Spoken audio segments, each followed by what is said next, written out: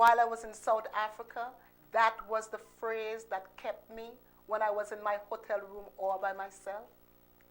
God is able. So I knew that was my purpose, and so I stood my ground so that I can do what God has called me to do. The very day I arrived in South Africa, Zanelli was there at the airport to pick me up. We went to the hotel for a little while, and then we went to visit a school. It was there I met Miss Alice. This is Zanelli and her mom. They were with me at the airport when I was leaving that day in January to come back home to New York. This is Miss Alice right here in her school. She came out to speak to us, and she was just smiling. I asked her what's her best subject, what she wanted to do when she grew up. She wanted to be a doctor. I asked her what subject she was interested in and how good she was in that subject. She said she was good in all of them.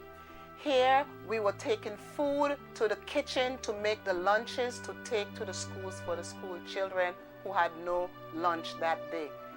This is the bread that Zanelli's mother bought in bulk so that they could create the lunches for the students. Here we're making eggs, shelling the eggs.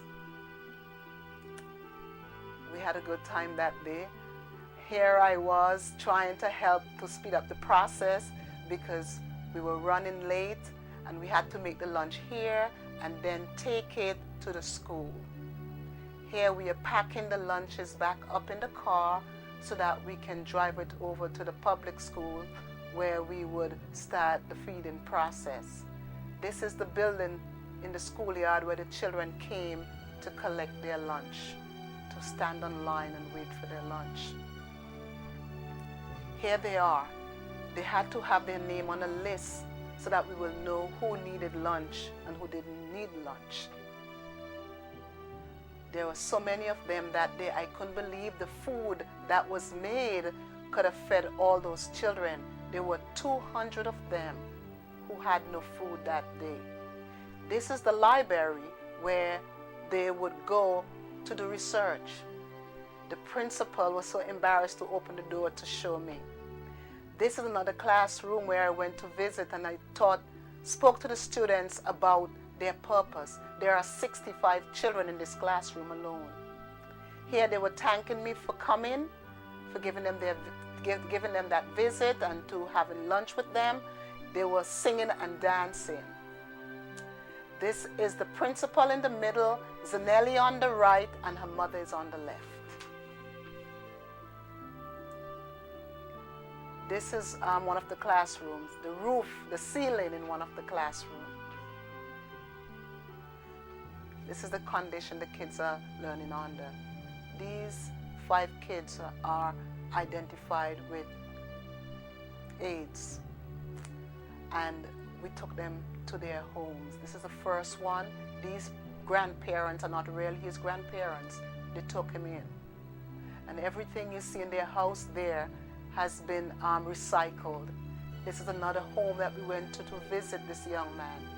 He is 14 years old. He looked like he is 10 years old. This is him and his sister. His mother died 10 months ago, and they're living in this home, and they haven't paid rent since. While we were there, the landlord came in to see who we were. This is another young man who's living with his uncle. This uncle takes care of 8 children, and he's the only one who is working. This young lady, we took her home to meet her grandmother. They had to take her to the hospital because she was sick. I don't know what happened to her since.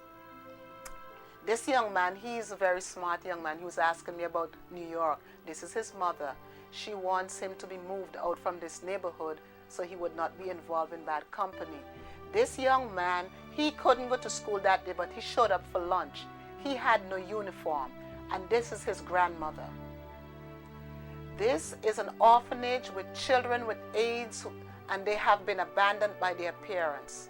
So they are living here, and this is the clothes that I took for them. They were so excited. They're from birth to 8 years